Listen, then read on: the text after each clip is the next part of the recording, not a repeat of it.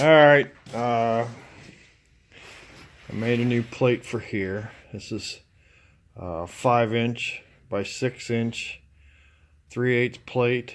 I drilled 4 holes in it, bolted down where the original steering column bolted to.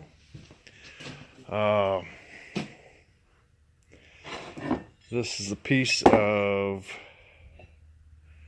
5" channel. This will go in here like this, and my steering valve will sit right in here on the back side of the channel.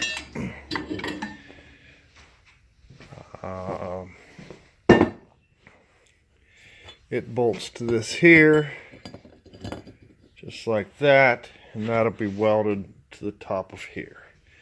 I laid these holes out. This is an 1 5/8 hole here. I cut that with a hole saw, and I laid these out with these little centers. You screw them in a threaded hole, and they mark your centers, and you just tap on the plate, and it leaves a little punch mark, and then you center punch it and drill your hole.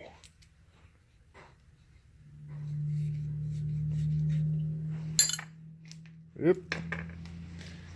Don't lose the pieces. And of course they go back in this little tube here. That's a little wrench to put them in with. This goes on here.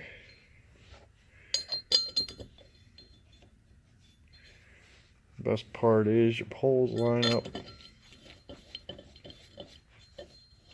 every time. And I may have to open that up a little bit more with a grinder, because the steering column, yeah, this is here. I've got a longer one on order. I've got a 12" one on order, so that the steering wheel will be above the dash. And this should go down on here. I have to open that center up so that sets down.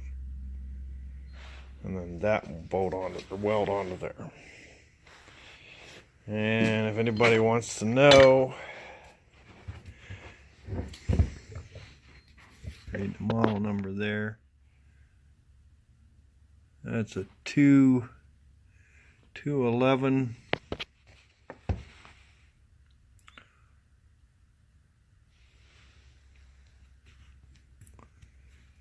I can't read it either. Oh, it's a 211 1010 101. And that's a Charlin's steering valve. I don't know, that little gem's probably about $600 now. I acquired this thing a long time ago working in the hydraulics shop. It had some issues and the company wanted to replace it, so that's where I got that. I think you can still get them. Eaton still makes them. In fact, a lot of the tractors still use them. So anyhow, well, not much an open centered one. Most of the new ones are load sensing and pressure compensated, so they'd be closed centered. So anyhow, that is the deal. I'm gonna have to order another steering wheel, and yeah, I got my mount on the other side.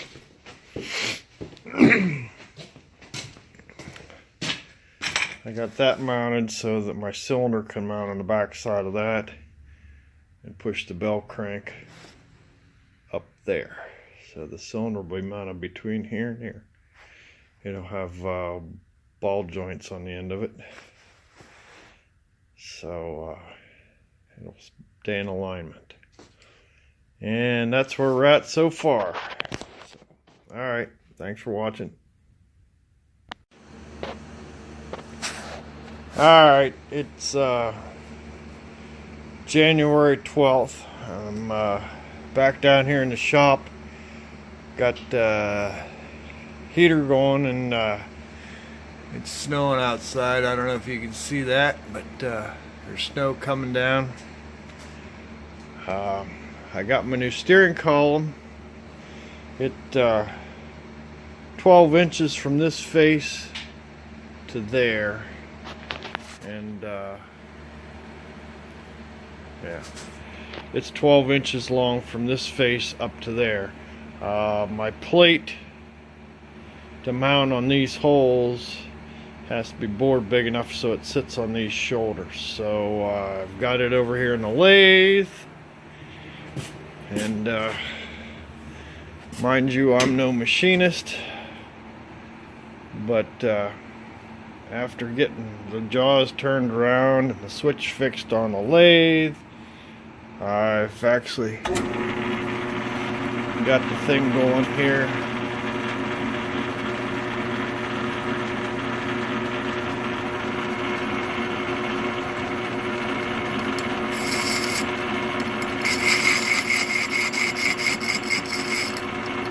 Yeah. Anyhow, that's what I'm doing. I'm boring that steel plate out. If I remember right, I drilled that thing to 1 5/8 inches, and I got to take it to just a little over 1 3/4 inches for clearance of that shaft. So hold on, I'll bring you back. Alright, I got my hole bored out big enough. I got a little bit of clearance. That's where the column come from. And there's the part number. Like I said, it's for a Charlene Eaton steering valve. Now I got to do is probably put a couple tacks on there and set it on here and put a couple tacks to see how it's gonna look. I'm gonna have to notch these corners, I believe, to fit back in the cowling, because yeah, the channel iron sits right up against the back of it, so I'll probably have to notch that out, but that's no big deal. Do that with a little grinder. Got my ports. Nothing new on the tractor. I've just got that plate bolted down, and there's my flow control. I need to get it mounted underneath this running board. So alright, I'll get some work done here, and I'll bring you back and show you the progress.